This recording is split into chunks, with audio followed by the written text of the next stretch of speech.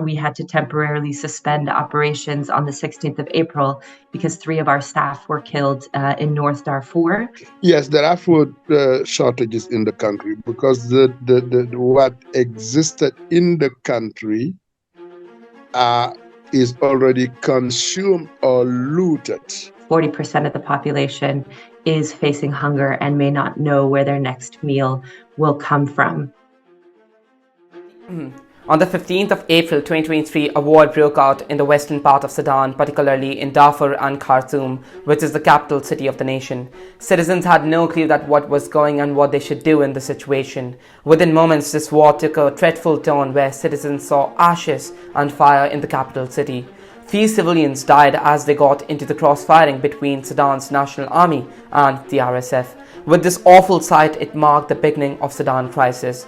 With this, the world also got to know the reason behind the turmoil in the country, which is the war between the National Army and the paramilitary forces, which is also known as by the name of RSF or Rapid Support Forces. Sudan is a country known for its hospitable people and its mineral wealth. Then what has turned this mineral-rich nation into a battleground? Till now, due to the ongoing war, approximately 700,000 people have been displaced within 15 days into the war.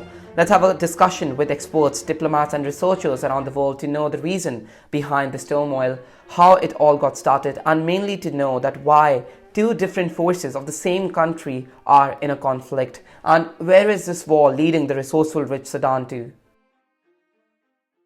Can you tell to the viewers that what is the current humanitarian situation in Sudan? Current situation in Sudan is very, very dire. We're looking at a catastrophe on top of what was already a humanitarian crisis. So before the conflict even erupted, around 1/3 of the population needed some form of humanitarian assistance. And now we've just done a new food security assessment as WFP, estimating that up to 19 million people, or 40% of the population, is facing hunger and may not know where their next meal will come from. It was already a very, very dire situation before, with at least 1/3 of the population, as I mentioned, needing some form of humanitarian assistance.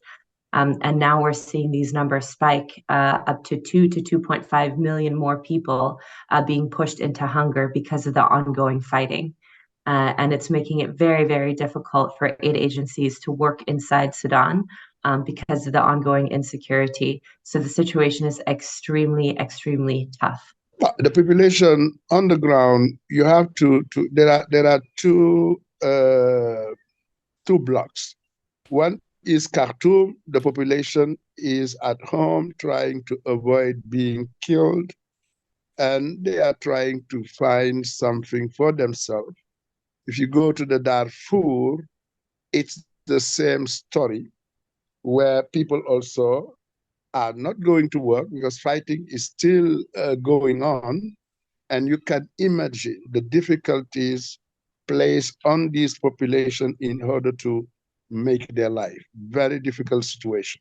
So as you know, there has been intense fighting since the 15th of last month. For the last few weeks, we have seen, widespread destruction in areas that have been most affected by the fighting, and that this has led to hundreds of thousands of people leaving Sudan and seeking safety in neighboring countries. Right. While conducting such operations where the organizations like WFP have to provide food to the people, especially in a conflict like this, are there any security concerns that the team has to face? And what is the roadmap to cope up with these security concerns? So the safety and security of our staff is one of our foremost concerns. If our staff is not safe, then we cannot deliver assistance. So at the very beginning of the conflict, especially when the fighting broke out in Khartoum, WFP and a lot of other UN agencies and humanitarian organizations relocated staff. So now we have our core team of staff working out of Port Sudan, which is a relatively secure area in compared to very much the opposite of what's happening in Khartoum. So we're looking at these safe areas where our staff can work from. We have national staff in Jazeera, for example, and in these 4 states that I mentioned where we're resuming operations. We've also had to relocate staff from the Darfurs some into Chad. And so we can only resume operations in some of these areas when the security situation allows. And we're consistently doing security assessments to ascertain when and where we can start distributions in as many locations as possible. A lot of people are getting displaced due to the ongoing war in Sudan. Where are these people heading to? Are they heading to South Sudan, Chad, Ethiopia, or Egypt? Reason being, most of these neighboring countries of Sudan are already undergoing some kind of turmoil. So will these countries be willing to take these refugees or asylum seekers who are coming to the country? And how are we aiming to protect these people out there? We talk about more than 200,000 people who are already cross borders entering into neighboring countries. We talk about another 800,000 people who are displaced within Sudan, particularly toward the east. You could not imagine a while ago people suffering in such a way and taking refuge in South Sudan or in Central African Republic or in Chad, countries which are Ethiopia, countries which are already confronted with many, many problems. But what they look for the time being is a place that there is no war, there is no fighting. How long they are going to stay there? I must say that most of those countries has been very generous, opening their border, allowing those populations to cross. It's a very difficult situation. So we have over 20,000 people, maybe even up to 30,000 now reported crossing the border into Chad. Some are crossing into Egypt.